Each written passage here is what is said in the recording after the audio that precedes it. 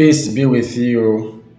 Our verse today is from 2 Samuel chapter 11 verse 4.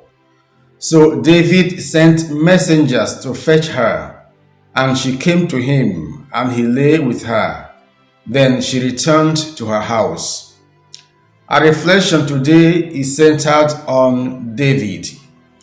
David was the shepherd boy anointed king when God rejected Saul and found David's elder brothers unworthy. He was a little boy who carried food to his brothers in Saul's army, but ended up as the hero of the battle against the Philistine warlord Goliath. David's early life showed he was a great fighter who led the people in battle.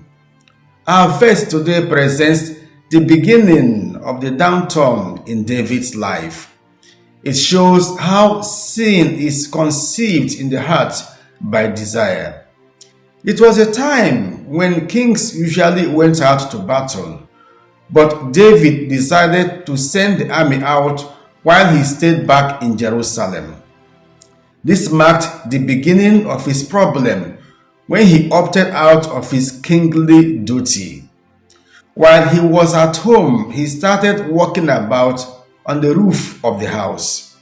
Most houses in those days had a flat mud roof and a staircase leading outside.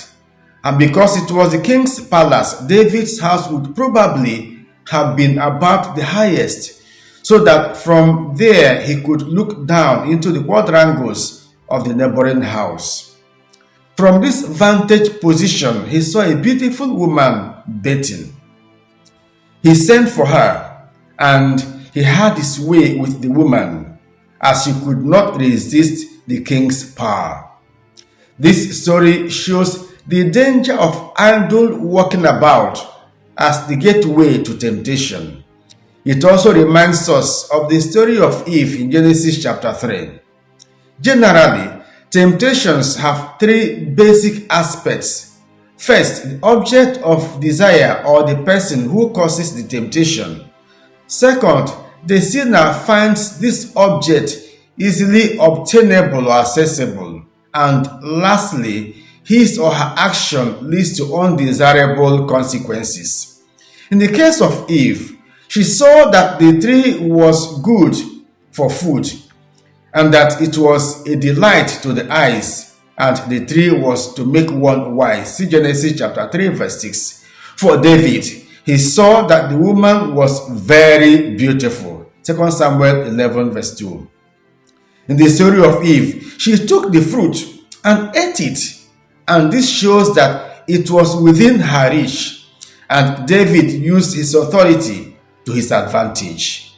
The force of temptation binds the sinner or blinds the sinner from realizing and remembering the consequences of sin.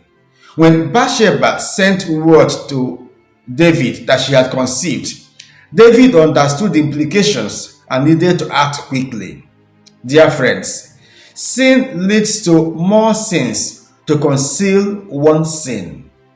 What began as lust gradually developed into adultery, clothed with abuse of power, and ended with murder. There was a little fire in David's life. He could not quench it, and gradually it overwhelmed him. Jesus wants us to watch and pray that we may not be put into temptation. See Matthew 26 verse 41. Temptation is no respecter of anyone. Anyone can fall to temptation, including everyone. David was a king and a warrior.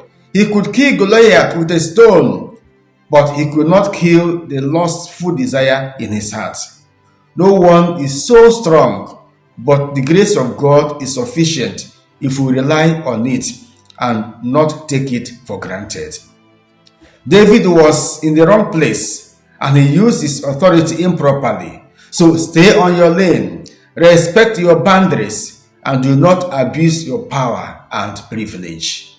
As we struggle through the temptations of life, may God's grace continue to abide with us and deliver us from all dangers. Amen. God bless you and have a nice day.